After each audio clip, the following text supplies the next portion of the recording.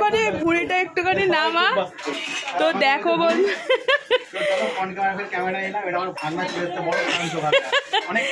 তো দেখো বন্ধুরা, আজকে হচ্ছে রাখি পূর্ণিমা।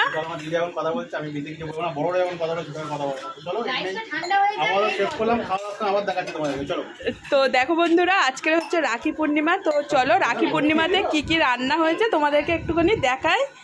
এখানে হচ্ছে বোন একটু বলো তো, এটা কাশ্মীরি আলুর দম না এটা, আর এটা শাহী পনির, আর ওখানে আছে ওই যে ফ্রাইড রাইস।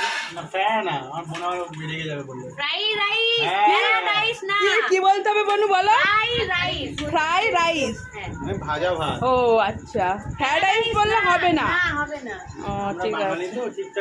ও আমরা বাঙালি তো ঠিকঠাক উচ্চারণ করতে পারি না, বনু যেটা শেখায় আমরা সেটাই শিখি। বন্ধু